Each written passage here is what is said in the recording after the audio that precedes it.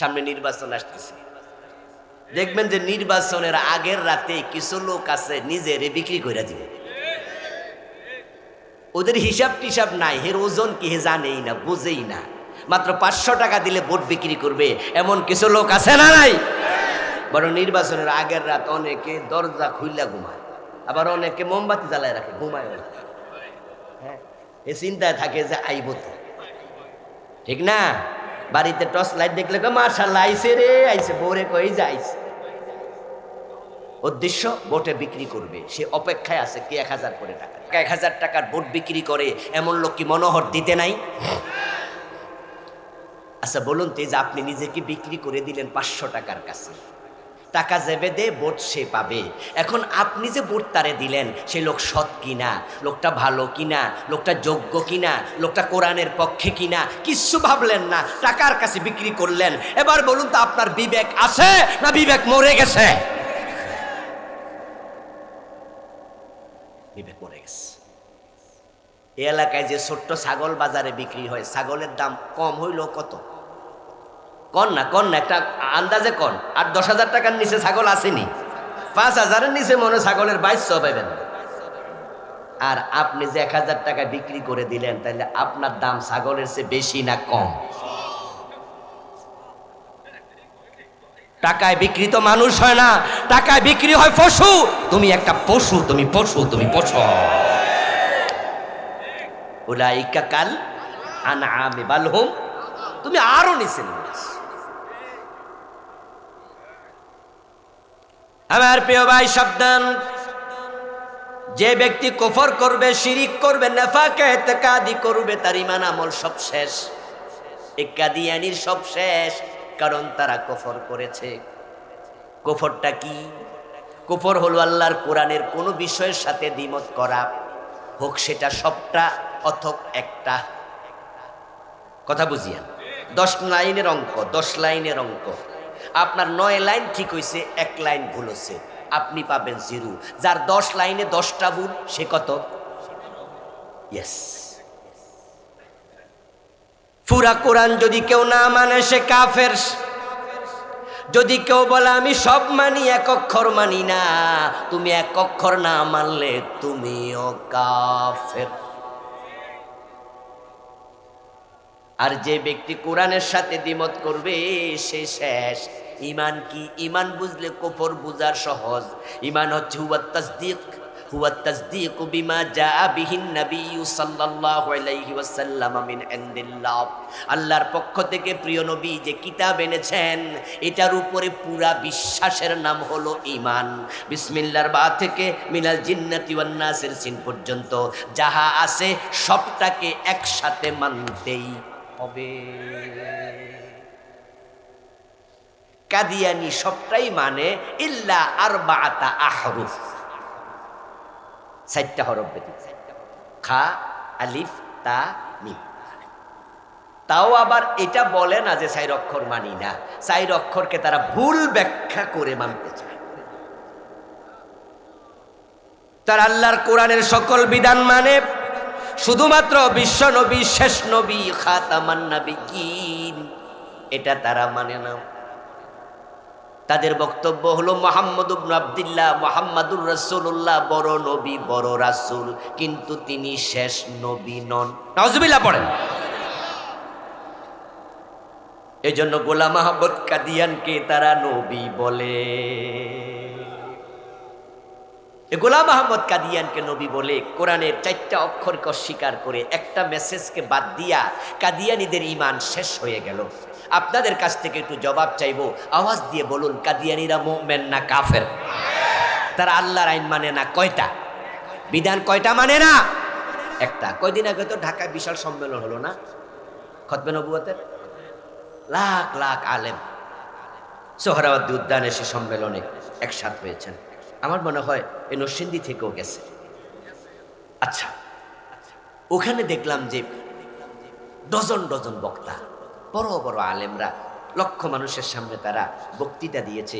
সবার বক্তৃতার আলোচ্য বিষয় একটা, কাদিয়ানীদেরকে রাষ্ট্রীয়ভাবে অমুসলিম ঘোষণা করতে হবে, করা হবে না। কি ছিল? রাষ্ট্রীয়ভাবে তাদেরকে অমুসলিম ঘোষণা করতে হবে। এই দাবিটা জানাইছে কার কাছে? ডক্টর মোহাম্মদ ইউনূসের কাছে, যেহেতু এখন বর্তমানে উনি প্রধান, রাষ্ট্রের প্রধান। এর আগে দাবি জানাইছে কার কাছে? শেখ হাসিনার কাছে। এর আগে দাবি জানাইছে কার কাছে? খালেদা জিয়ার কাছে। এর আগে দাবি জানাইছে কার কাছে? এরশাদের কাছে। অর্থাৎ এই কাদিয়ানীদের বিরুদ্ধে খতমে নবুয়তের আন্দোলন চলমান একটি প্রক্রিয়া। আপনাদের কাছে আমার প্রশ্ন, সরকার তাদেরকে কাফের ঘোষণা করছে? করে নাই। কেন করে নাই? কারণ জাতীয় পার্টি ভাবছে ওদেরকে রাষ্ট্রীয়ভাবে কাফের ঘোষণা করলে আন্তর্জাতিক চাপ আসবে, অথবা তারা আমার বিপক্ষে চলে যাবে। আওয়ামী লীগ ভাবছে যে কাদিয়ানি যারা, তার সংখ্যা যদি বাংলাদেশে 50 লাখ হয়, আমরা জানি না সংখ্যা কত, হোক না 10 লাখ, 20 লাখ, 30 লাখ। এখন যদি আওয়ামী লীগ ওদেরকে কাফের ঘোষণা করে, এই 30 লাখ তাদের পক্ষে যাবে না বিপক্ষে? একই চিন্তা করছে বিএনপি, একই চিন্তা করছে জাতীয় পার্টি, সব সরকার। এখন ডক্টর ইউনূসের কাছে আমরা দাবি জানাইলাম, ডক্টর ইউনূস নিজে কি ফাঁকা মুসলমান? তো এর কারে কাফের ঘোষণা করবে? কথা কিন্তু বুঝতে হবে। আপনারা যে তাল গাছের কাছে বেল চাইতেছেন, পুরুষ গরুর কাছে দুধ চাইতেছেন না, পুরুষ গরুর কাছে বালতি নিয়ে গেছে দুধ, হেতের আসেনি, ওলান আসেনি। তা আপনি যে বললেন যে এই ডক্টর ইউনূস সরকার ঘোষণা করো কাদিয়ানীকে কাফের, অথচ ডক্টর ইউনূসের যে গভর্নিং বডি আছে, এখন উপদেষ্টা আছে, ওইগুলার ভিতরে 2-4টা নাস্তিক টাইপের আছে না নাই? ওরা যে নারী কমিশনের রিপোর্ট দিল, সরাসরি আল্লাহর কোরআনের বিরুদ্ধে। ওদের 1 নাম্বার রিপোর্ট ছিল নারী কমিশন রিপোর্ট, নারী সংস্কার কমিশন। অনেকগুলো সংস্কার কমিশন বানাইছে, তো তার মাঝে 1 নাম্বারটা দিছে নারীরা। তার মাঝে ওরা যে সমস্ত কথা লিখছে, একটা কথা ছিল, এদেশের নারীদের অগ্রগতি না হওয়ার পিছনে 1 নাম্বার দায়ী ইসলাম।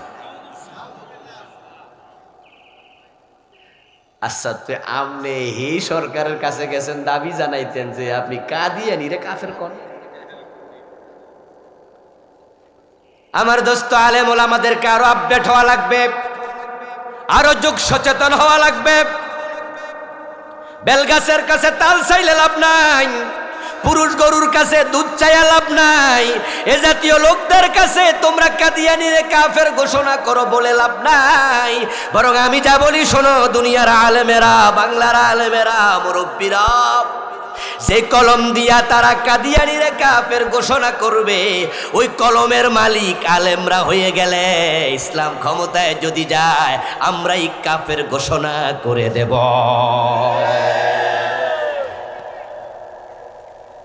যেই কলম দিয়া এরা কাফের ঘোষণা করব, কলমের মালিক হয়ে যাও। যদি ইসলাম আলারা ক্ষমতা যায়, দাবি তো আর জানানো লাগবে না। আমরা তো প্রথম সংসদ অধিবেশনে বিল উত্থাপন করে কাদিয়ানীকে কাফের ঘোষণা করে দেব।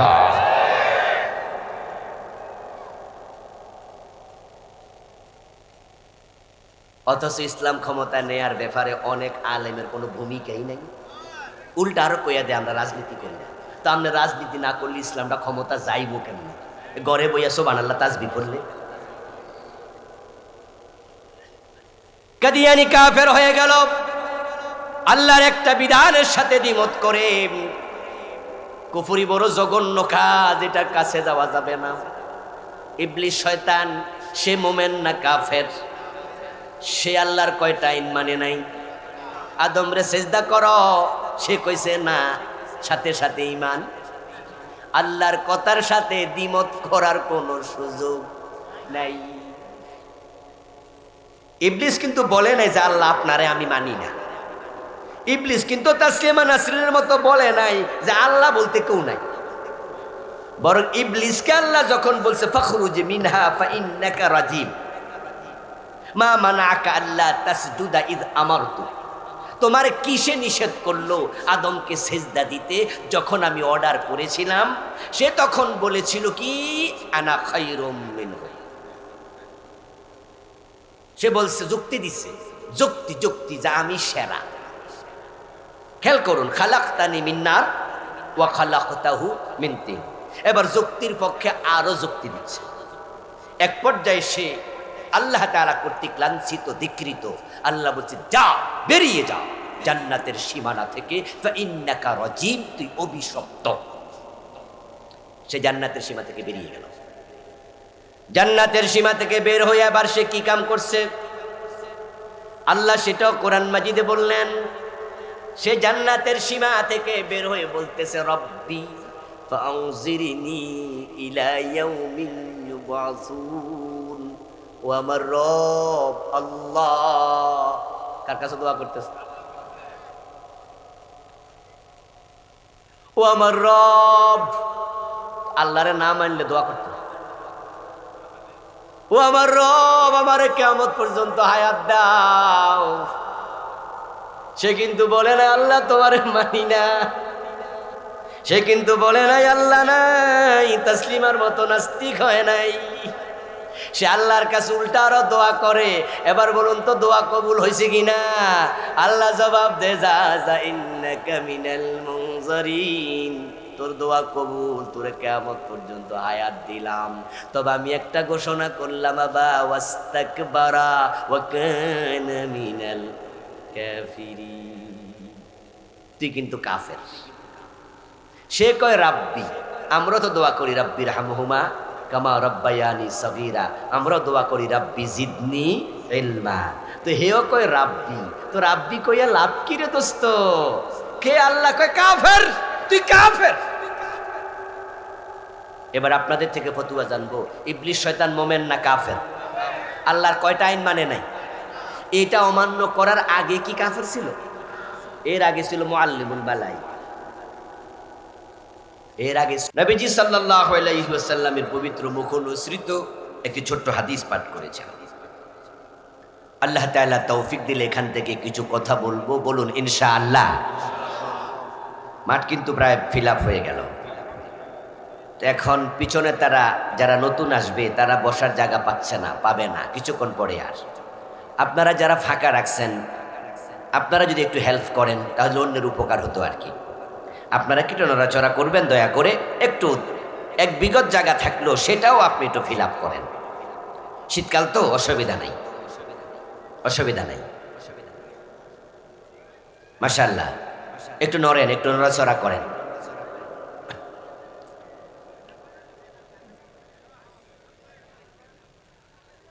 বসে যান। আল্লাহ তাআলা সূরাতুল কাহফের 103 এবং 104 নম্বর আয়াতে আমাদেরকে যে মেসেজ দিচ্ছেন, قُلْ هَلْ نُنَبِّئُكُمْ بِالْأَخْسَرِينَ أَعْمَالًا। হে প্রিয় নবী, আপনি মানুষকে জানাইয়া দেন, ঘোষণা দেন, বলুন আমি কি তোমাদেরকে এমন কিছু মানুষের খবর দেব নাকি যে মানুষগুলো আমলের দিক থেকে ক্ষতিগ্রস্ত। আল্লাযীনা দাল্লা সাইয়ুহুম ফিল হায়াতিদ দুনিয়া, যে মানুষগুলোর আমল দুনিয়ার জীবনে হারাইয়া গেছে, তাদের আমলগুলো আল্লাহ পর্যন্ত পৌঁছে না। তারা আমল করে, তবে আমল আল্লাহ কবুল করেন না। ওয়াহুম ইয়াহসাবুন, অথচ তারা মনে করে আন্নাহুম ইহসিনুনা সুনআ, তারা ভালো আমল করছে, তারা ভালো কাজ করিতেছে। তাদের ভালো কাজগুলো যে আল্লাহ নেয় না, আল্লাহ ফালাইয়া দেয়, এটা তারা বোঝেও না। ও নবী, আপনি বলুন এমন লোকের খবর আমি তোমাদের দেব নাকি? আল্লাহ তাআলা প্রিয় নবীকে অর্ডার করছেন কোরআনে যে আপনি আপনার উম্মতকে প্রশ্নটা করেন। এখন আমি আপনাদের কাছে এই আয়াতটা তেলাওয়াত করলাম অনুবাদ সহ। এবার বলুন তো ওদের খবর আমাদের জানা দরকার আছে না নাই? যারা আমল করার পরেও ক্ষতিগ্রস্ত, আমল কবুল হয় না। আল্লাহ না করুক, আমাদের এখানে 2-4 জন যদি এমন থাকেন যে আপনার কোনো আমল আল্লাহ নেই না, আল্লাহর সামনে হাজির হওয়ার পরে হাসরের ময়দানে দেখলেন যে আমল নামা একবারে শূন্য, খালি। আচ্ছা, তখন যদি আপনি বোঝেন যে আপনার আমল আল্লাহ কবুল করে নাই এবং আল্লাহকে আপনি জিজ্ঞেস করলেন যে আল্লাহ আমার অপরাধ কি, আমি তো নামাজ পড়ছিলাম, আপনি আমার নামাজ কেন নিলেন না? আমি তো রোজা রেখেছি, কেন কবুল করলেন না? আমি তো 1000 টাকা, লক্ষ টাকা বছরে হিসাব করে করে যাকাত দিছি, আল্লাহ আপনি কেন যাকাতের সওয়াব আমার আমল নামায় দিলেন না? আল্লাহ সেদিন জানাইয়া দিল, এই অপরাধের কারণে তোমার আমল আমি কবুল করি নাই। সেদিন টের পাইছেন, বুঝছেন, কিন্তু নতুন করে আমল করার কোনো সুযোগ আছে? তাহলে সেদিন জেনে কোনো লাভ নেই। পরীক্ষার রেজাল্ট যেদিন হলো সেদিন আপনি বুঝলেন যে আপনি অঙ্কে 30 পাইছেন, আর 3 পাইলেই কিন্তু আপনি, আচ্ছা সেদিন বুঝা লাভ কি হয়েছে? ফেল তো ফেল।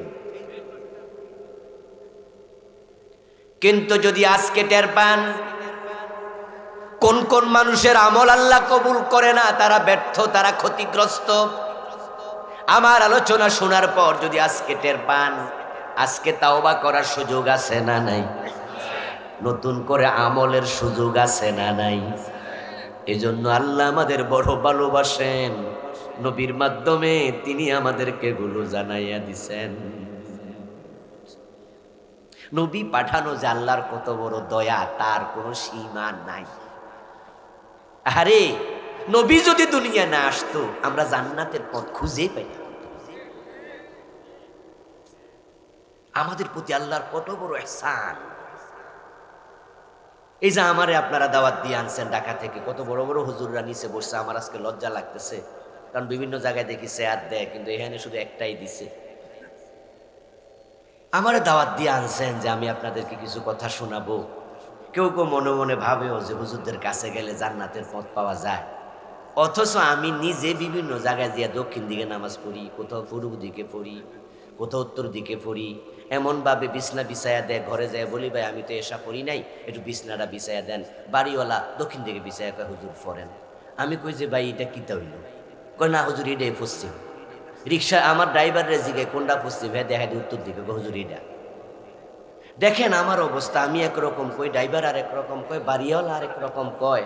এই যে কোনটা পশ্চিম এইটাই আমি চিনি না, তো আমি আপনাদেরকে জান্নাতের পথ কেমনে চিনাবো? আমারই তো আগামাতা নাই। এই জন্য আমি নিজেও জান্নাতের পথ চেনার জন্য কোরআনের কাছে যাই, হাদিসের কাছে যাই। এটাই হচ্ছে জান্নাতের পথ দেখানোর একমাত্র কিতাব, হুদাল্লিল মুত্তাকিন। এটা হুদাল্লিন নাস। এই জন্য নবীজি বলছেন তারাকতু ফীকুম আমরাইন লান তাদিল্লু মা তামাসসাকতুম বিহিমা কিতাবাল্লাহি ওয়া সুন্নতি। ও আমার উম্মতেরা, ১৬ লক্ষ সাহাবীর মাঝে ১,১৪,১৫,০০০ সাহাবী বিদায় হজের সময় উপস্থিত ছিল। নবীজি সাল্লাল্লাহু আলাইহি ওয়াসাল্লাম বিদায় হজের ভাষণে তিনি বললেন, হতে পারে এই দিন এই মাঠে তোমাদের সাথে আমার আর কখনো সাক্ষাৎ হবে না এই জমিনের উপর। আমি চলে যাব, তবে তোমাদের কাছে আমি 2টি জিনিস রেখে যাচ্ছি। যতদিন আঁকড়াইয়া ধরবে তোমরা পথ হারা হবে না, কিতাব আল্লাহ ও সুন্নতি।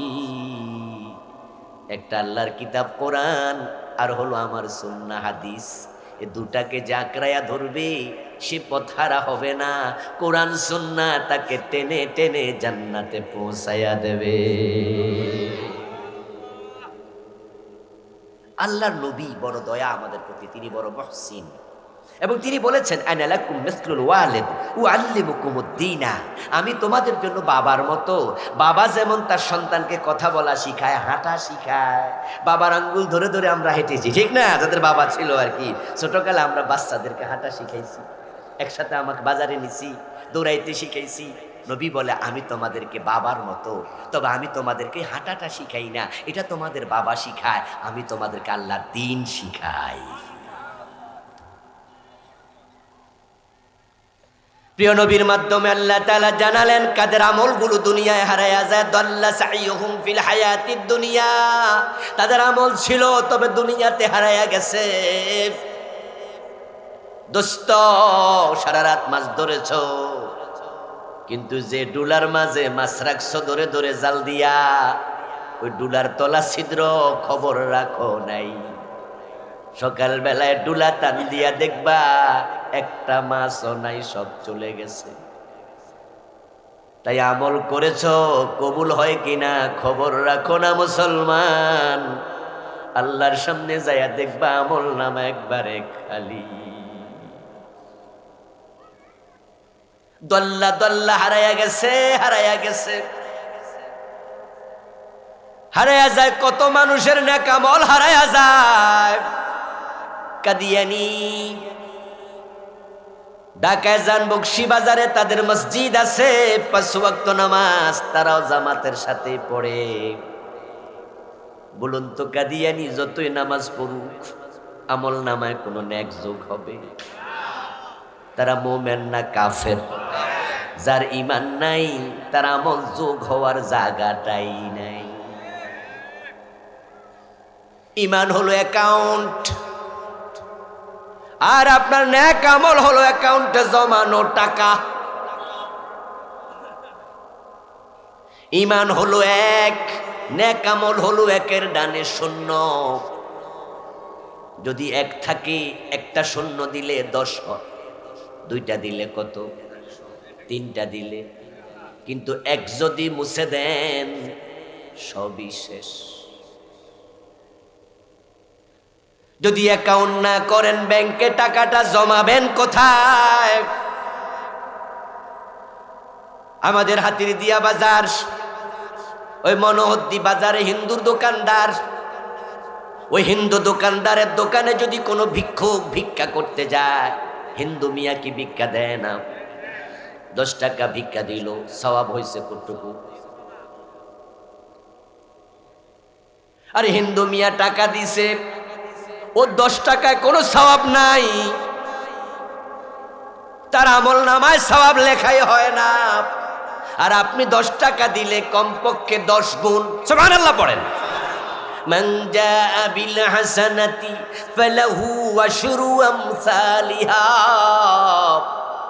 আমার রব বলে যে একটা ভালো কাজ করে তার আমল নামায় আমি আল্লাহ কমপক্ষে 10 গুণ সওয়াব লিখে দেই। আপনি 10 টাকা দিলে 100 টাকার সওয়াব লেখা হয়, ওই হিন্দু মিয়া 1 লাখ টাকা দিল 1 টাকারও সওয়াব লেখা হয় না। কারণ তার তো অ্যাকাউন্ট নাই, টাকা জমাটা হবে কই? হিন্দু অনেক আমল করে, কাদিয়ানি অনেক আমল করে। বাংলাদেশে, আমাদের দেশে পরিচিত একজন মহিলা ইন্ডিয়া ছিলেন, অনেক বড় ইয়াতিমখানা শত শত বানাইছেন। ওই খ্রিস্টান মহিলা মরে গেছে, নাম মনে আসেনি দেখি, জোরে বলেন। মাদার, দেখছেন নি কত পরিচিত নাম? শত শত ইয়াতিমের মা, শত শত ইয়াতিমের মা, জীবনে বিয়েটা করেন নাই। ওই মহিলা পুরাটা জীবন পত শিশুর মা, যারে যেখানে পাইছাই না এতিমখানায় মায়ের ভালোবাসা দিয়া বড় করছে। তার কর্মের স্বীকৃতি স্বরূপ তাকে নোবেল প্রাইজ দিয়েছে, শান্তিতে নোবেল পুরস্কার দিছে। নোবেল প্রাইজে পাওয়া পুরাটা টাকা এতিমখানায় দিয়া দিছে মহিলা। আমার রাসূল বলছেন, ইয়াতিমের মাথায় যদি কেউ হাত বুলায়, যতগুলো চুলের উপর দিয়ে হাত যাবে, বিকুল্লি শারাতিন হাসানাতুন, প্রতিটা চুলের বিনিময়ে আল্লাহ অগণিত নেক লিখে দেয়। হাসানাত বহু বচন, শারাতুন 1 বচন, বিকুল্লি শারাতিন হাসানাত। ওই মহিলা শুধু হাত বুলায় নাই মাথায়, মায়ের মতো সন্তানরে বড় করে ইয়াতিমরে বড় করছে। ইয়াতিমকে যে পালে, আমার রাসূল তার ব্যাপারে বলেছেন, আনা ওয়া কাফিলুল ইয়াতিমি কাহাতাইনি ফিল জান্নাহ। যে ইয়াতিমের লালন পালনকারী সে এবং আমি নবী পাশাপাশি জান্নাতে থাকব। তো মাদার তেরেসা তো 1000 ইয়াতিমের মা হলো, জান্নাত পাইছে।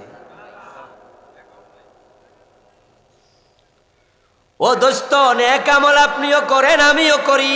ডুলায় মাছ রাখছো, তলা আছে কিনা ভালো করে দেখিও।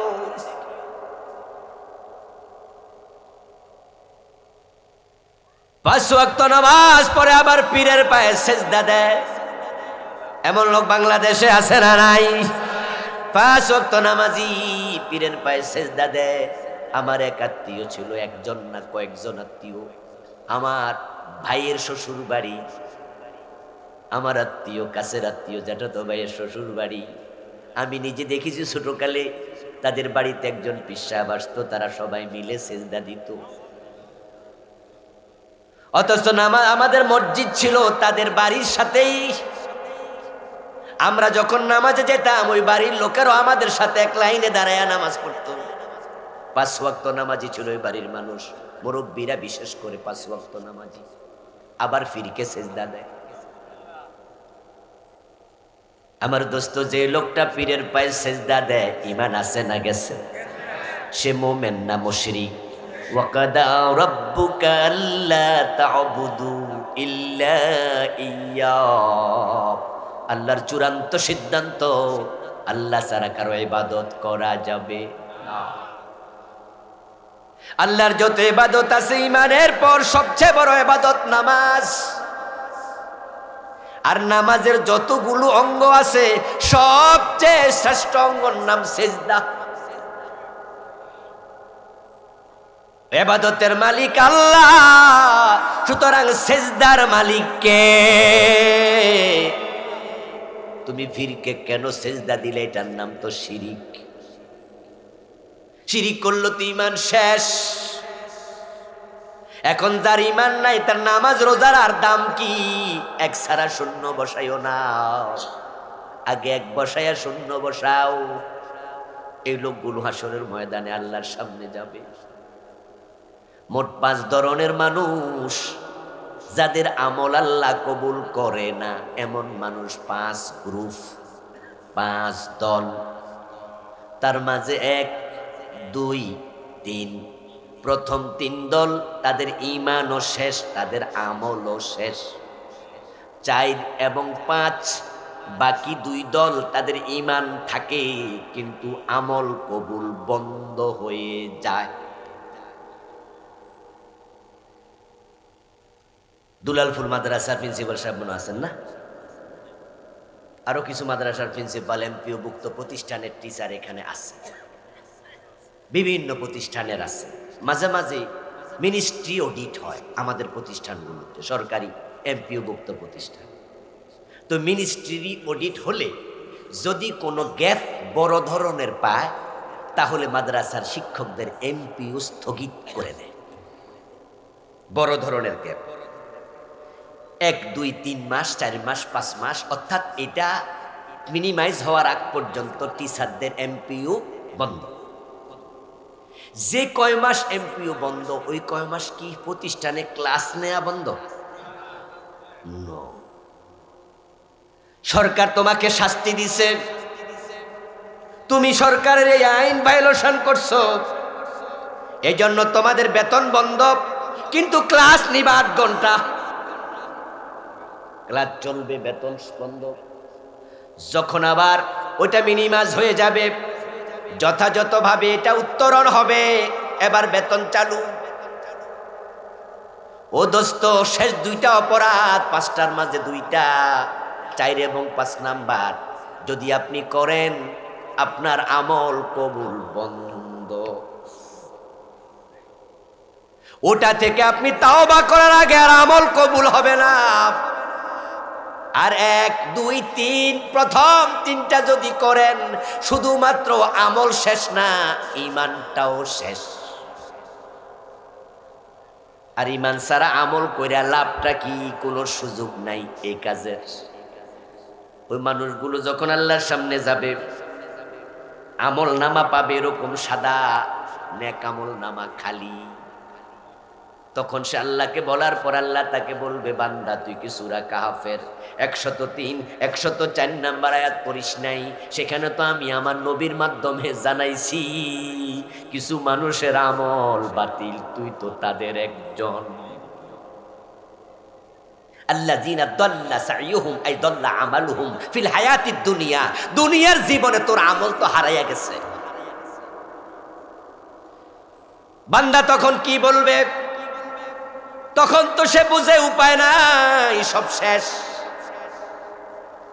তখন সে কি বলবে সেটাও আল্লাহ কোরআনে বলেছেন, ওয়ালাউ আন্না লানা কাররাতান ফানাকুনা মিনাল মুমিনিন।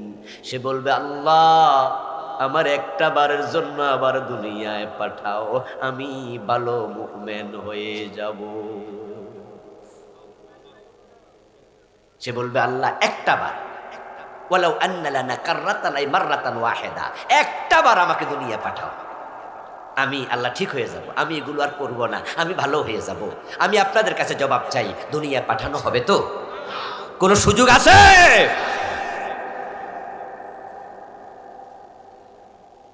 আল্লাহ তাআলা ফেরেশতাদেরকে বলবেন, খুযুহু ফাগুল্লুহু সুম্মাল জাহিমা সাল্লু, তারে ধর, তারে বান। 40 বছর হায়াত দিছি, 50, 60, 70, 80, 90, 100, কত আলেম ওয়াজ করছে, কত হুজুর বুঝাইছে, মসজিদের খতিব প্রতি জুমায় তারা বুঝাইছে, তাবলিগ জামাত বুঝাইছে, পীর সাহেবরা বুঝাইছে, বক্তারা বুঝাইছে, আলেমরা বলছে, সে কথা তখন শুনে নাই। তাই হে নাকি এখন দুনিয়া আবার যাইয়া ভালো হইতে চায়, তারে ধরো ফেরেশতারা, তাকে জাহান্নামের শিকল দিয়া বেঁধে ফেল। ثم في سلسلة ذرعها 70 ذراعا فاسلكوه, তাকে জাহান্নামের 70 গজ লম্বা শিকল দিয়া বেঁধে, সুম্মাল জাহিমা সাল্লু, তার জাহান্নামের মাঝখানে ফেলে দে।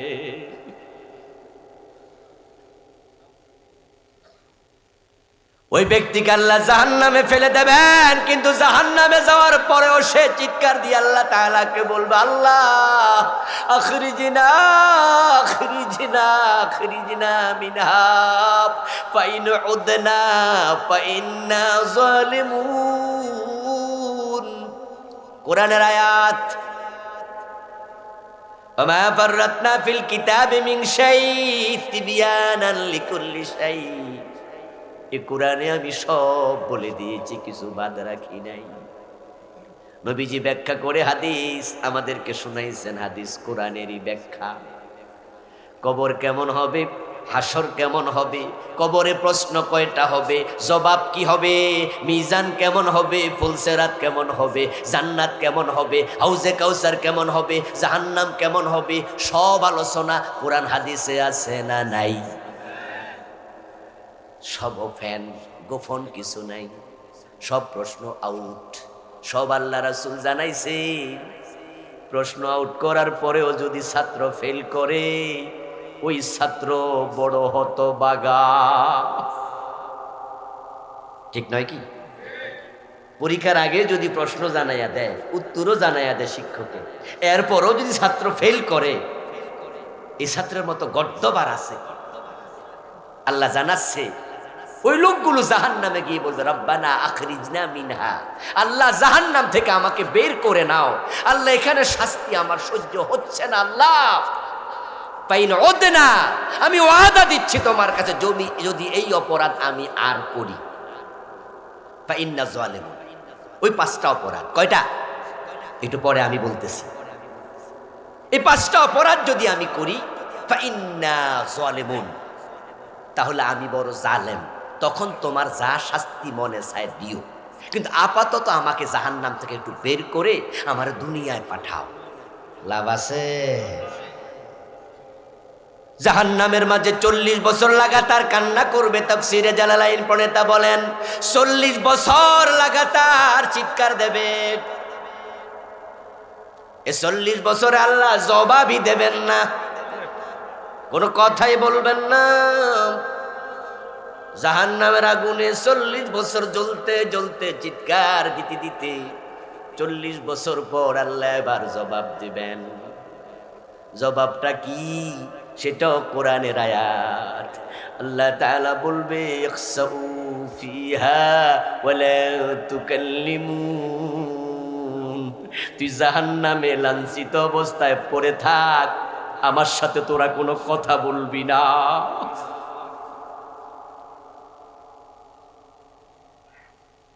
40 বছর পরে জবাবটা পাইছেন, তবে হতাশার জবাব, আশার কোনো জবাব না। আল্লাহ বলে কোনো কথাই কবি না, ওয়ালা তুকাল্লিমুনি, আমার সাথে তোদের কোনো কথাই না। ওই 5টা অপরাধ কি? 1 নাম্বার কুফর, 2 নাম্বার শিরক, 3 নাম্বার নিফাক ইতিকাদি। যদি কেউ কুফরে আকবর করে, শিরকে আকবর করে, নিফাক ইতিকাদি করে, তার ঈমানটাই শেষ। قال رسول الله صلى الله عليه وسلم إن العبد لا يتكلم بالكلمة من سخط الله لا يلقي لها بالا يهبي بها في جهنم। বান্দা মাঝে মাঝে এমন কথা বলে, একটা কথাতে তার ঈমানটা শেষ হয়ে যায়। এটাকে কোরআনের ভাষায় আল্লাহ বলছে কালিমাতিন খাবিসা।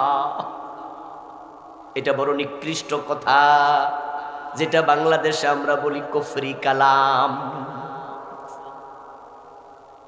এমন কথা মানুষ বলে যেই কথা বলার সময় সে সিরিয়াস ছিল না, হাসতে হাসতে বলছে, অথবা এমনে বলে ফেলছে, ভেবে চিন্তে সিদ্ধান্ত নিয়েও বলে নাই, কিন্তু কথাটা তো জঘন্য। একটা কথার কারণে আল্লাহ তার জাহান্নামের মাঝখানে ফেলে দেয়। এজন্য দোস্ত, কথা কইতে সাবধান, কাজ করতে সাবধান। হযরত ওমর বলতেন, হাসিবু আনফুসাকুম ক্বাবলা আন তুহাসাবু ওয়াজিনু আনফুসাকুম ক্বাবলা আন তুজানু। আল্লাহর কাছে হিসাব দেওয়ার আগে নিজের হিসাব নিজে করে নিও। তোমার আমলের ওজন আল্লাহর কাছে হবে, আমলের ওজন ওখানে হওয়ার আগে নিজের আমলের ওজন নিজে করে নিও। কথার ওজন আছে, কাজের ওজন আছে, চিন্তার ওজন আছে। ওয়াকিমুল ওয়াজনা বিল কিসতি ওয়ালা তুকসিরুল মিজান। ওজনের সীমা লঙ্ঘন করিও না। সবকিছু ওজন দিও, দেওয়া হবে, ওজন কইরা কাজ করিও, সীমা লঙ্ঘন করিও না। চিন্তার ওজন, কর্মের ওজন, কাজের ওজন, কথার ওজন হিসাব করে চলিও। যারা হিসাব করে চলবে তারাই ডান হাতে আমল নামা পেয়ে বিনা হিসাবে জান্নাত পাবে। এজন্য মানুষ যখন ডান হাতে আমল নামা পাবে না, ফায়ানকালিবু ইলা আহলিহি মাসরুরা, সে একবারে লাফাইতে লাফাইতে আনন্দ চিত্তে ফার্স্ট ক্লাস পাওয়ার পর, A+ পাওয়ার পর, আমাদের হাই স্কুলের বাচ্চারা যেমন মেট্রিকের রেজাল্ট হলে কেমনে লাফানো শুরু করে, হাসরের ময়দানে ডান হাতে আমল নামা পাইয়া পাবলিক আনন্দে লাফাতে থাকবে, দৌড়াতে থাকবে। সামনে যাকে পাবে তাকে বলবে ফায়াকুলু হা বুমকরা কিতাবিয়া, সে বলবে আমার আমল নামা, আমার আমল নামা পড়ো পড়ো পড়ো। আপন ভাই বোন, আত্মীয় স্বজন, বন্ধু বান্ধব হাসরের ময়দানে যারে পাবে তারে বলবে দেখো দেখো, হা বুম আসো, ইকরাউ পড়ো কিতাবিয়া, আমার আমল নামা। লোকজন বলবে এত সুন্দর আমল নামা ডান হাতে চলে আসলো, জান্নাতের ঘোষণা পেয়ে গেলা, এত দারুণ কেমনে হলো? জবাবে বলবে ইন্নী জানান্তু আন্নী মুলাকিন হিসাবিয়া, আমি জানতাম দুনিয়ায় থাকতে প্রতিটা আমলের হিসাব আল্লাহর কাছে দিতেই হবে, তাই আমি না বুঝে কোনো কথা বলতাম না, কোনো অন্যায় আমল আমি করতাম না। হিসাব ছাড়া চললে উপায় নাই। সামনে নির্বাচন আসতেছে, দেখবেন যে নির্বাচনের আগের রাতে কিছু লোক আছে নিজেরে বিক্রি করে দিবে। ওদের হিসাব টিসাব নাই, হের ওজন কি হে জানেই না, বুঝেই না, মাত্র 500 টাকা দিলে ভোট বিক্রি করবে, এমন কিছু লোক আছে না নাই? বড় নির্বাচনের আগের রাত অনেকে দরজা খুইলা ঘুমায়, আবার অনেকে মোমবাতি জ্বালায় রাখে, ঘুমায়। হ্যাঁ, এ চিন্তায় থাকে যে আইব তো, ঠিক না? বাড়িতে টর্চ লাইট দেখলে মাশাআল্লাহ আইছে রে, আইছে, বউরে কই যে আইছে। উদ্দেশ্য ভোটে বিক্রি করবে, সে অপেক্ষায় আছে কি 1000 করে টাকা, 1000 টাকার ভোট বিক্রি করে এমন লোক কি মনোহর দিতে নাই? আচ্ছা বলুন তো, যে আপনি নিজেকে বিক্রি করে দিলেন 500 টাকার কাছে, টাকা যাবে দে ভোট সে পাবে। এখন আপনি যে ভোট তারে দিলেন, সে লোক সৎ কিনা, লোকটা ভালো কিনা, লোকটা যোগ্য কিনা, লোকটা কোরআনের পক্ষে কিনা, কিচ্ছু ভাবলেন না, টাকার কাছে বিক্রি করলেন। এবার বলুন তো, আপনার বিবেক আছে না বিবেক মরে গেছে? বিবেক মরে গেছে। এই এলাকায় যে ছোট্ট ছাগল বাজারে বিক্রি হয়, ছাগলের দাম কম হইল কত? কন না একটা আন্দাজে কন। আর 10,000 টাকার নিচে ছাগল আসেনি, 5,000-এর নিচে মনে ছাগলের 2200 পাবেন। আর আপনি যে 1000 টাকা বিক্রি করে দিলেন, তাহলে আপনার দাম ছাগলের চেয়ে বেশি না কম? টাকায় বিক্রি তো মানুষ হয় না, টাকায় বিক্রি হয় পশু। তুমি একটা পশু, তুমি পশু, তুমি পশু। উলাইকা কাল আনআমি বাল হুম, তুমি আরো নিচে নেমে গেছো। আমার প্রিয় ভাই সাবধান, যে ব্যক্তি কুফর করবে, শিরিক করবে, নেফাকে ইতিকাদি করবে, তার ঈমান আমল সব শেষ। এই কাদিয়ানির সব শেষ, কারণ তারা কুফর করেছে। কুফরটা কি? কুফর হলো আল্লাহর কোরআনের কোনো বিষয়ের সাথে দ্বিমত করা, হোক সেটা সবটা অথক একটা। কথা বুঝিয়েন, 10 লাইনের অঙ্ক, 10 লাইনের অঙ্ক, আপনার 9 লাইন ঠিক হয়েছে, 1 লাইন ভুল হচ্ছে, আপনি পাবেন 0। যার 10 লাইনে 10টা ভুল, সে কত? ইয়েস। পুরা কোরআন যদি কেউ না মানে, সে কাফের। যদি কেউ বলে আমি সব মানি, এক অক্ষর মানি না, তুমি এক অক্ষর না মানলে তুমিও কাফের। আর যে ব্যক্তি কোরআনের সাথে দ্বিমত করবে, সে শেষ। ঈমান কি? ঈমান বুঝলে কুফর বুঝা সহজ।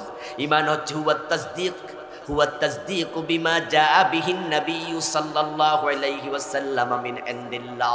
আল্লাহর পক্ষ থেকে প্রিয় নবী যে কিতাব এনেছেন, এটার উপরে পুরা বিশ্বাসের নাম হলো ঈমান। বিসমিল্লাহর বা থেকে মিনাল জিন্নাতি ওয়ান নাসের সিন পর্যন্ত যাহা আছে সবটাকে একসাথে মানতেই হবে। কাদিয়ানি সবটাই মানে, ইল্লা আরবাআতা আহরুফ,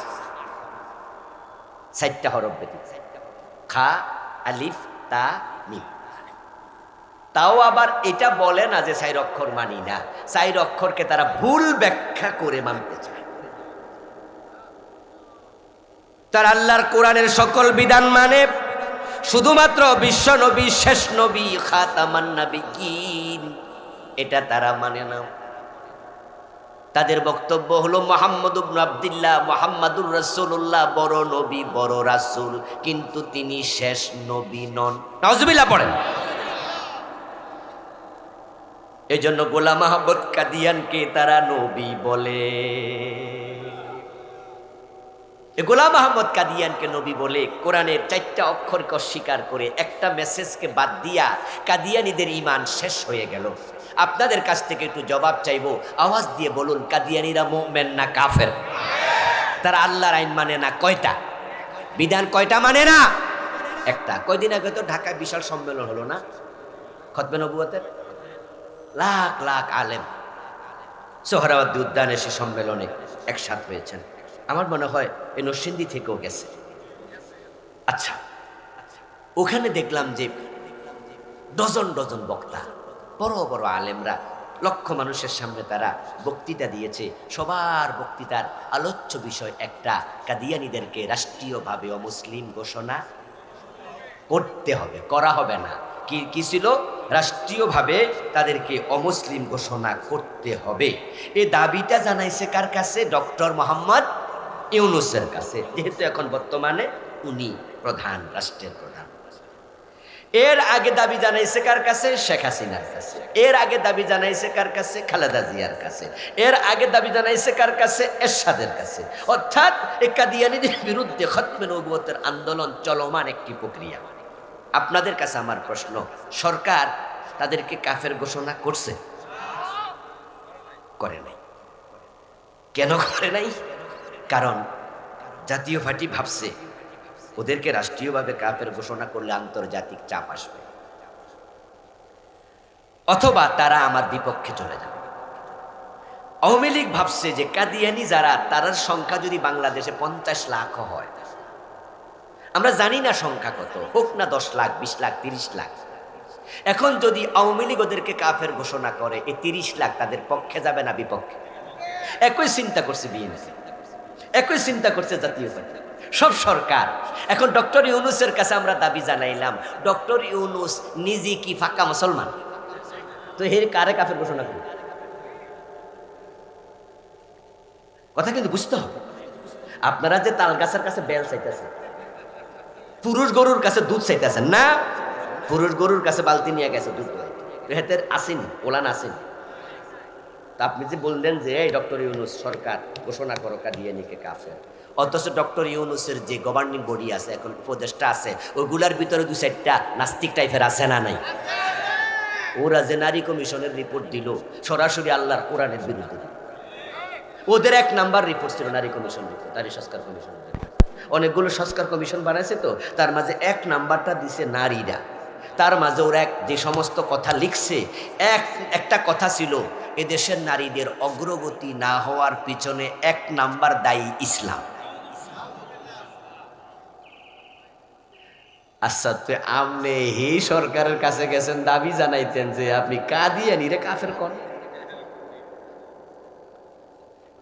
আমার দোস্ত আলেম ওলামাদেরকে আরো আপডেট হওয়া লাগবে, আরো যুগ সচেতন হওয়া লাগবে।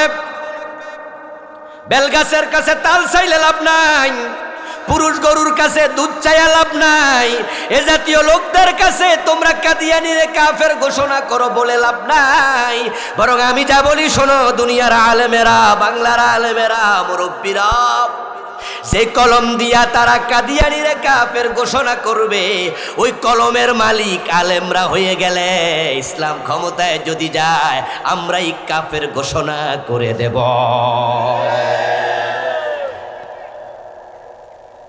যেই কলম দিয়া এরা কাফের ঘোষণা করব, কলমের মালিক হয়ে যাও।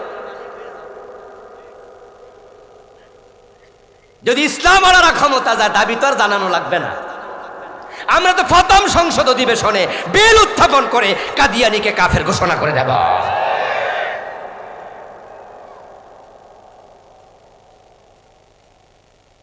অথচ ইসলাম ক্ষমতা নেয়ার ব্যাপারে অনেক আলেমের কোনো ভূমিকাই নেই, উল্টা আরো কইয়া দেয় আমরা রাজনীতি করি না।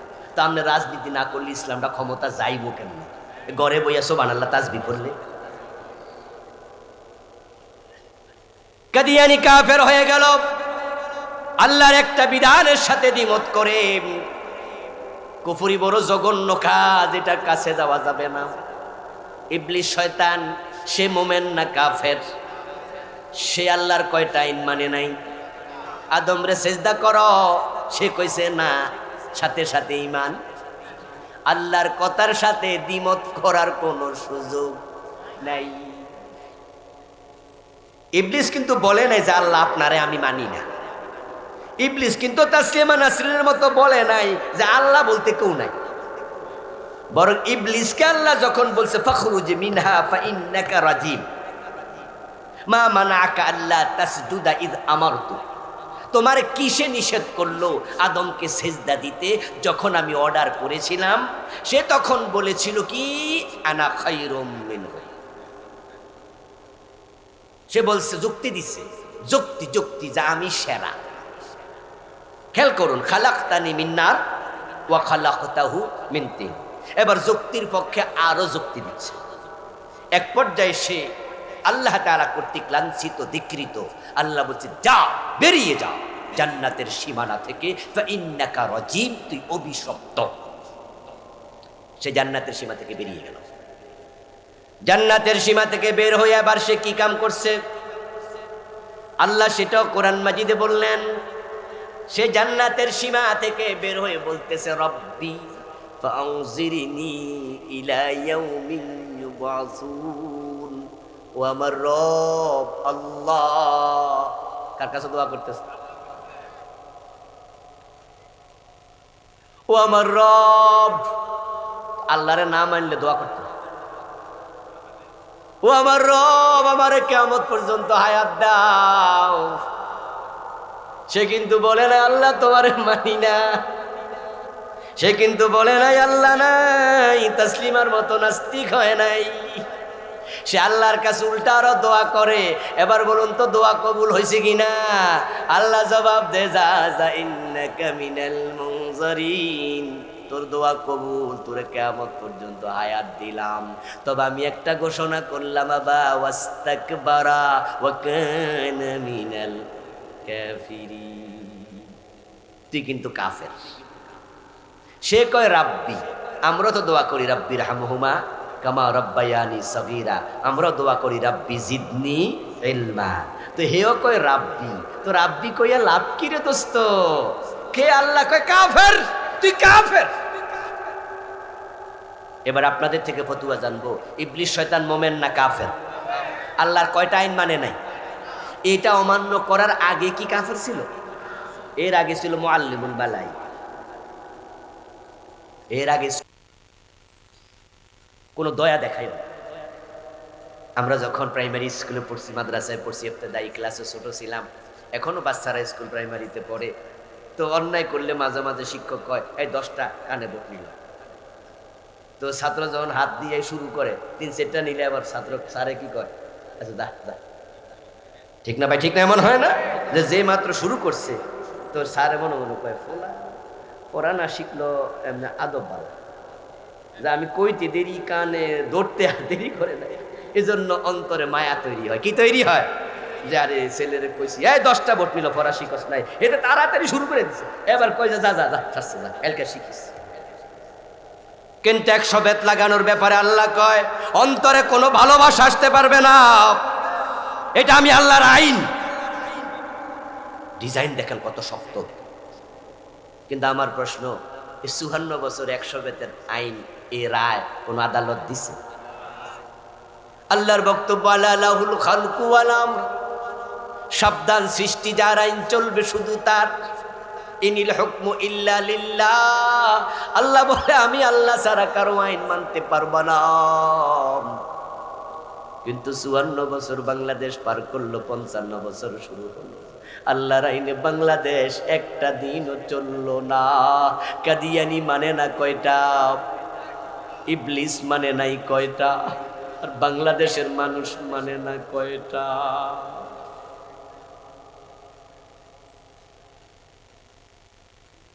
তো কাদিয়ানি রে কাফের ঘোষণার লাইগা সব দল বাইন্দা চলে যান, নিজের খবর কি?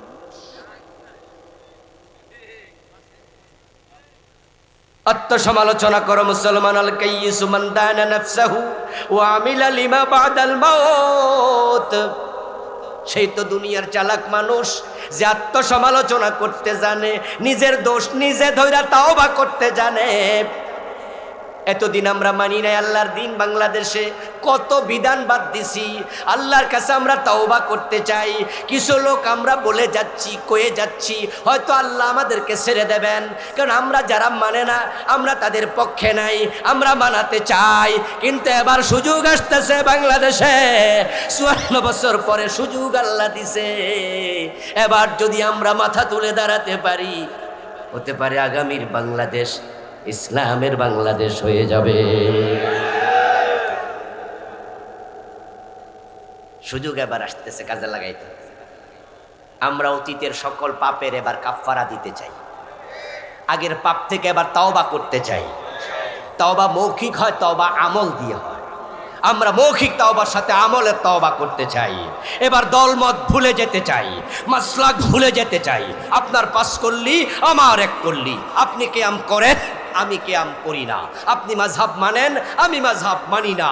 এই দেশে হানাফি আছে, আহলে হাদিস আছে, কিয়ামি আছে, না কিয়ামি আছে, বুকে হাত বাঁধা আছে, নাবিতে হাত বাঁধা আছে, জোরে আমিন বলা আছে, আস্তে আমিন বলা আছে। মাসলাক যার যার, ইসলাম সবার।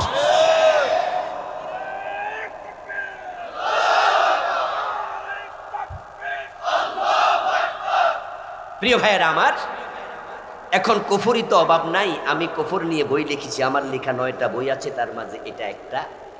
এটাতে আমি 56টা কুফর লিখেছি। সর্বাঙ্গে ব্যথা মলম দেবেন কোথায়? পড়লে দেখবেন যে কত জায়গায় যে ক্ষত। ধর্ম নিরপেক্ষ মতবাদ একটা কুফরি মতবাদ, এটা আমাদের ঈমানকে শেষ করে দিয়েছে। এই 54 বছর যারা দেশ চালাচ্ছে ধর্ম নিরপেক্ষ মতবাদ দিয়ে চালাচ্ছে, অথচ ধর্মের ব্যাপারে নিরপেক্ষ থাকার কোনো সুযোগ নাই। হয়তো ধর্মের পক্ষে, আর যারা পক্ষে নয় তারা হয়ে যাবে বিপক্ষে। মাঝখানের কোনো রাস্তা নাই। লাকুম দীনুকুম, কথা ক্লিয়ার। নিরপেক্ষ মানে যার কোনো পক্ষ নাই। আচ্ছা, ধর্মের কথা উঠলে পক্ষ নাই বলার সুযোগ আছে? আমি সবার জবাব চাইব, দয়া করে সবাই আল্লাহকে সাক্ষী রেখে বলুন আমাদের ধর্মের নাম কি? তো তাহলে আপনি নিরপেক্ষ কই? নিরপেক্ষ কই আপনি? যদি হিন্দু থাকতো সে কি বলতো তার ধর্মের নাম ইসলাম? সে বলতো তার ধর্মের নাম কি? হিন্দুজম, হিন্দু।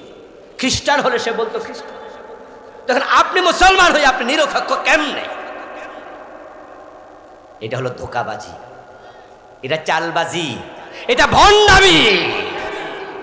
ইন্ডিয়া সাপোর্ট পাওয়ার জন্য, আমেরিকার একটু নেক নজরের জন্য বুঝায় যে আমরা কিন্তু ইসলামের পক্ষে ক্ষোভ নাই, হালকা হালকা আছে। মানে একবারে বিপক্ষে না, বিপক্ষে কয় না, কয় নিরপেক্ষ।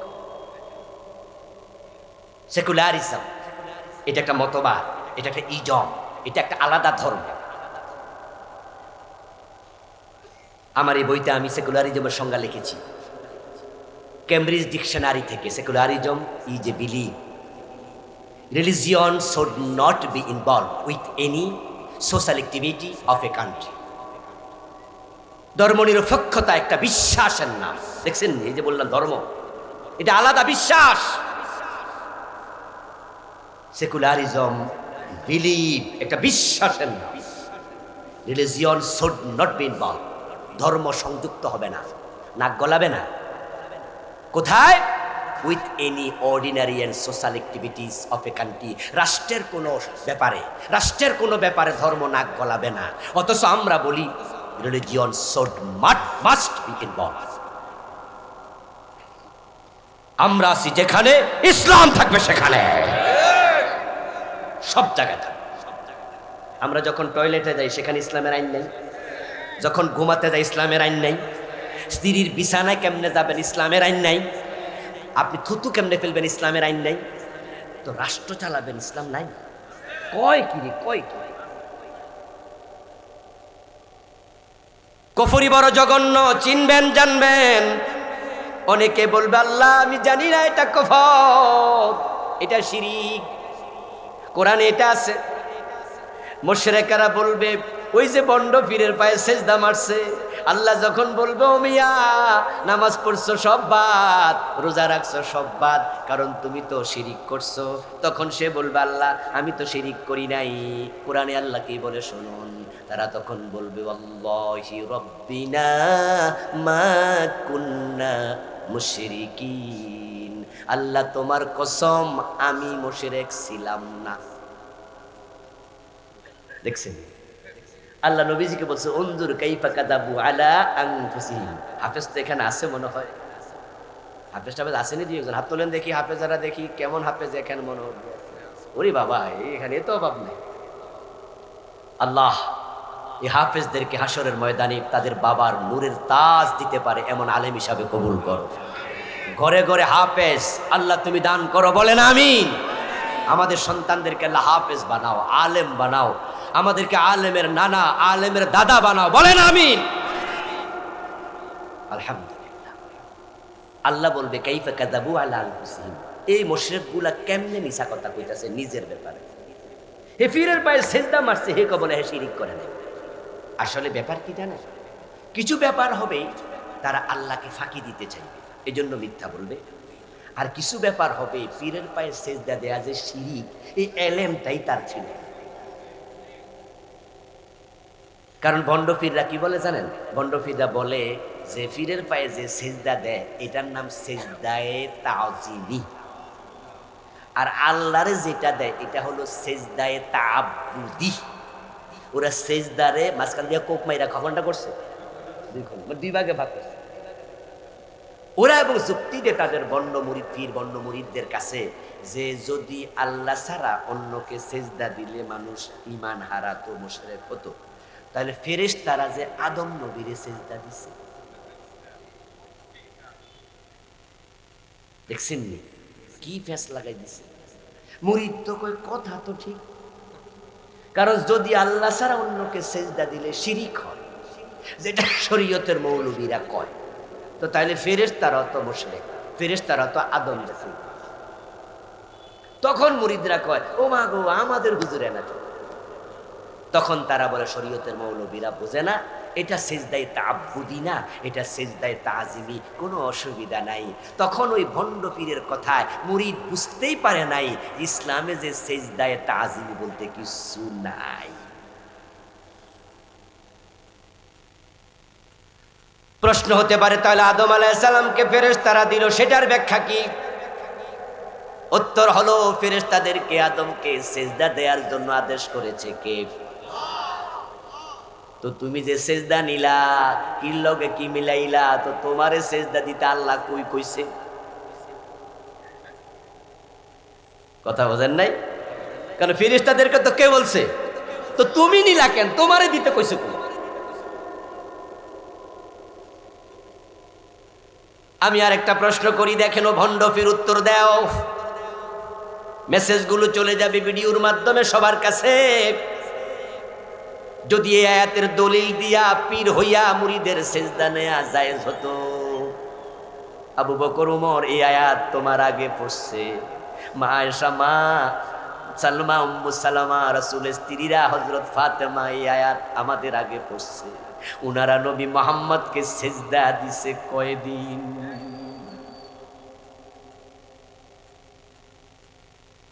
নবীজির সে বড় ফিসারটা কেডা আছে দিলে? আর আবু বকর ওমরের সে বড় মুরিদটা কেডা? তো যদি এই আয়াতের দলিল দিয়া পীর হইয়া মুরিদের সেজদা নেয়া জায়েজ হতো, সাহাবারা তো নবীজির সেজদা দিয়া আঙ্গুল ক্ষয় করে ফেলতো, ঠিক কি না? কিন্তু আবু বকর কি রাসূলকে একটা সেজদা দিছে? রাসূলকে কোনোদিন বলেছেন যে এই আয়াত যেহেতু আছে আমার সেজদা দেওয়া? তো তুমি কিসের লগে কি লাগাই? হাসরের ময়দানে বলবো আল্লাহ আমি জানি না, আমি জানি না, এটা কুফর, এটা শিরিক। আচ্ছা জানি না কইলে আল্লাহ বলবো ঠিক আছে, ব্যস্ত ছিলা তো, বৌজি পোলা মাইয়া লইয়া, লেখাপড়া ছিল, এরপরে তুমি ডাক্তার ইঞ্জিনিয়ার মানুষ এবং তুমি নেতা মানুষ, রাজনীতি লইয়া ব্যস্ত ছিলা, জানতে পারো না শিরিক কারে কয়, কুফর কারে কয়, ঠিক আছে যাও ব্যস্ত চলে যাও, ঠিক না? এত সোজা, এত মাগনা। এলেম শিখা নফল না ফরজ?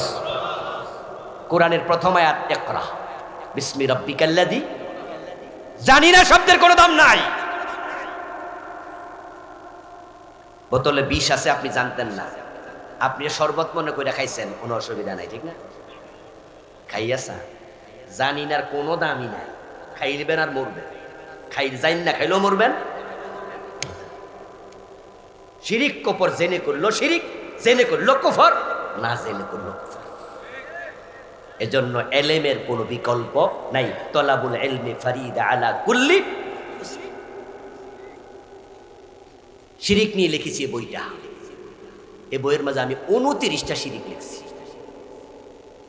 কত আলেমকে দেখি আল্লাহ আল্লাহ আল্লাহ আল্লাহ ক্ষমা করো, আহারে শিরিক বন্যার পানির মতো ঢুকেছে। আলেমকে দেখি শিরিক, মাহফিলে এসে দেখি শিরিক শিখা মানুষ।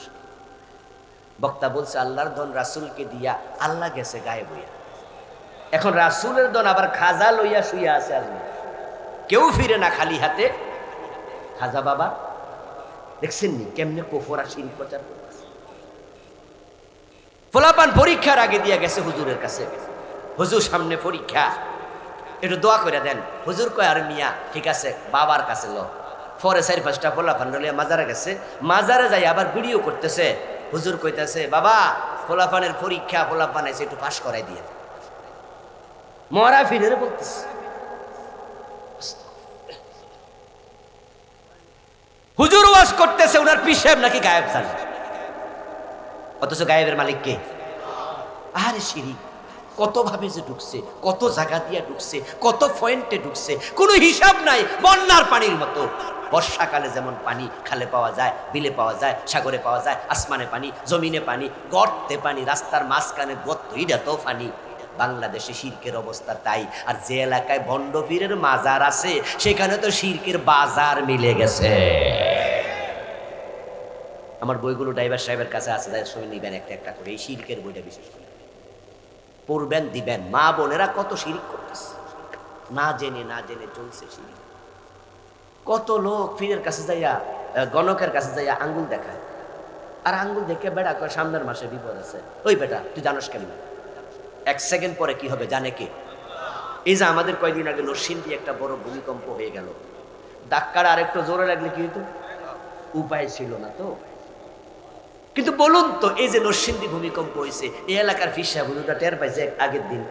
আচ্ছা আগের দিন না পাক, ওই দিন তো পাইছে 10 মিনিট আগে। দুনিয়ার কেউ পায়? এক সেকেন্ড পরে কি হবে ফিসা জানে কেন? গণক জানে কেন? অথচ দোকান খুলে বসে আছে ঢাকার বসুন্ধরা শপিং মলে, মানুষ যাইয়া লাইন ধরে মালয়েশিয়ার ভিসা লাগবে কিনা হেরে আগে জিগা, আর হে কয় লাগবো 500 টাকা তো কইতে। আজীব আজীব। পত্রিকার মাঝে রাশিফল প্রকাশ পায়, ও মুসলিম কিসের রাশি? আবার তোমার আঙ্গুলে রাশি আছে কইলো কেন? এখানে তাকদীর যদি থাকে তো যার 2 হাত নাই হে তো না খাইয়া মরে যাবে। কত শিরিক, কত শিরিক, কত কুফর, নেফাক। নেফাক জঘন্য জিনিস, নেফাক সম্পর্কে জানবেন। শেষ দুইটা বলে আলোচনা শেষ করছি সংক্ষেপে। হারাম খাইলে ইবাদত কবুল বন্ধ, আর বেদাত করলে ইবাদত কবুল বন্ধ। হারাম এবং বেদাত বাংলাদেশে দুটা সমান তালে চলছে। হারামেরও অভাব নাই, বেদাতেরও অভাব নাই। নবীজি বলেছেন হারাম খাইলে ইবাদত কবুল হয় না। 10 টাকা দিয়ে কাপড় কিনেছ, 9 টাকা হালাল, 1 টাকা হারাম। লাম ইয়াকবালিল্লাহু লাহু সালাতাহু মা দামা আলাইহি মান ইশতারা সাওবাম বিআশারাতি দিরহাম ফিহি দিরহামু হারাম। 10 টাকার কাপড়, 1 টাকা হারাম, 9 টাকা হালাল। ওই কাপড় পরে লাখ রাকাত নামাজ পড়ো, 1 রাকাত আর কবুল হবে না। হারাম খাইয়া হাত তুলেছ কাবার সামনে গিয়ে, ইয়া রাব্বি ইয়া রাব্বি ইয়া রাব্বি। মাতআমুহু হারাম ওয়া মাশরাবুহু হারাম ওয়া মালবাসুহু হারাম ওয়া গুযিয়া বিল হারাম ফাআন্না ইস্তাজাবু লিযালিকা। নবী বলে পেটে হারাম, রক্তে হারাম, গোশতে হারাম, কাপড়ে হারাম, কাবার ভিতরে ঢুকে দোয়া করো, হারাম খাইলে দোয়া কবুল হবে না। অথচ সুদে টাকা লাগাইয়া ইমাম সাহেবের পিছনে দাঁড়াইয়া নামাজ পড়ে। সুদখোর নামাজি বাংলাদেশে আছে কিনা? ঘোষখোর নামাজি আছে কিনা? আহারে অফিসারদের মাঝে তো এই দেশে শতকরা মনে হয় 98টা বা আরো বেশি ঘোষখোর। অফিসার না হইয়া বাংলাদেশে মনে হয় অবস্থা এত খারাপ হচ্ছে, দিন দিন রিক্সাওয়ালা হওয়া ভালো, কমপক্ষে ঘোষ খাবে না। একটা অফিসে 10টা অফিসার যদি থাকে 9.5টা ঘোষ খায়। অধিকারটা কিনলে যে মাঝে মাঝে খায়। প্রতিটা টেবিলে বসে আছে একটা হায়না, একটা বাল্লু। আপনি কোন অফিসে যাবেন ঘোষ ছাড়া কাজ হবে? খুবই খারাপ অবস্থা, খুব খারাপ। ঘোষ খাইবা, সুদ খাবে। দাড়ি পেকে গেছে, বিয়ের বয়স 40, এখনো বউয়ের মোহর দেও নাই। তুমি স্বামী নও, তুমি আসামি। মোহর দেয়া ফরজ ফরজ ফরজ। বউয়ের হক খাবেন না। বাপ মরছে 5 বছর, মা মরছে 10 বছর, এখনো বোনের হক দেয় না। জোর করে নিজেরটাও খায়, বোনেরটাও খায়। কত বড় ডাকাত, কত বড় ডাকাত। আর ডাকাত তো নিজের এলাকায় ডাকাতি করে না, অন্য জায়গায় করে। তুমি বোনের হক ডাকাতি করছো, তুমি বড় ডাকাত। হারাম খাওয়া ছেড়ে দেন, হারাম ছেড়ে দেন, হারাম ছেড়ে দেন। না হয় নামাজ ছেড়ে দেন, দুটার একটা ছাড়েন, দুটা একসাথে চলবেন। এখন কোনটা নিবেন? নামাজ ছেড়ে দিবেন? নামাজ ছাড়লে তো দুজকের একবারে শেষে ফেলে দিবেন। হুজুর কইছে নামাজ ছেড়ে দিবেন, সুযোগ আছে, সুযোগ আছে। হারাম ছাড়, নামাজ নয়। কবরের প্রথম প্রশ্ন নামাজ, হাসরের প্রথম প্রশ্ন নামাজ, আমল নামার প্রথম প্রশ্ন নামাজ। বিস্তারিত বলার সময় নেই, শুধু আমলেরটা শুনছেন তো। আউয়ালু মা ইউহাসাবু বিহিল আবদু ইয়াউমাল কিয়ামাতি মিন আমালিহি সালাতুহু। এই হাদিসটা বিখ্যাত শুনেছেন, কিন্তু শুধু এটা নয়। কবরের প্রথম প্রশ্ন মান রাব্বুকার আগে আল্লাহ নামাজের প্রশ্ন। মুসসালাত লাহু লাহু শামস এন্দাল গুরু আল্লাহ প্রকাশিত হবে। প্রথম প্রশ্ন হবে নামাজ। আমল নামা হাতে দেওয়ার আগে নামাজের হিসাব। ইয়াকশিফু রাব্বুনা আন সাকিহি ওয়া ইয়াসজুদু লাহু কুল্লু মুমিনিন ওয়া মুমিনা ওয়া ইয়াবকা মান কানা ইয়াসজুদু ফিদ দুনিয়া রিয়াআন ওয়া সুমআতান ফায়াযহাবু লিয়াসজুদা ফায়াউদু যহরুহু তাবাকান ওয়াহিদা রাওয়াহুল বুখারী। আল্লাহ প্রকাশিত হওয়ার পরেই ফার্স্ট কাজ হবে সেজদা দেওয়া। আল্লাহ আমল পরে হিসাব, আগে সেজদা। যারা বেনামাজি তারা সেজদা দিতে চাইবে, কিন্তু মেরুদণ্ডের হাড্ডি থাকবে কাঠের মতো। পরীক্ষায় তুমি ফেল, প্রথমে আউট, প্রথমে আউট। তো হারাম খাইলে নামাজ কবুল হয় না, আবার নামাজ ছাড়ার কোনো সুযোগও নাই। তাহলে এখন কি করবেন? নামাজ ছাড়বেন না হারাম ছাড়বেন? এবার বলুন তো, হারাম ছাড়ার সুযোগ আমাদের আছে না নাই? এই সিদ্ধান্তের জন্য আপনি একা যথেষ্ট। কুফরি চিনেন, শিরিক চিনেন, নেফাক চিনেন, এগুলো থেকে তাওবা করার জন্য আপনি একা যথেষ্ট। যে বেদাত গুলো আছে, বেদাত গুলো চিনেন না? বেদাত নিয়ে আমার লেখা বই আছে, বাংলাদেশে চলমান 38টা বেদাত লিখছে। আলহামদুলিল্লাহ, কত রাইটার লিখেছে, পড়বেন, ইলম শিখবেন, জানার বিকল্প নাই। বেদাতগুলো চিহ্নিত করে পরিত্যাগ করুন। ইনশাআল্লাহ এই 5টি বদ আমল যদি আমরা পরিত্যাগ করতে পারি, আমাদের ঈমান বাঁচবে, আমল বাঁচবে। ইন্নাল্লাযীনা আমানু ওয়া আমিলুস সালিহাতি কানাত লাহুম জান্নাতুল ফিরদাউসি নুজুলা। ঈমান আমল ঠিক, জান্নাতুল ফিরদাউসের মালিক হবেন। আল্লাহ তাআলা আমাদের সকলকে ঈমান আমলকে ঠিক রেখে আল্লাহর জান্নাত পর্যন্ত পৌঁছার তৌফিক তুমি দাও। সবাই বলেন আমিন।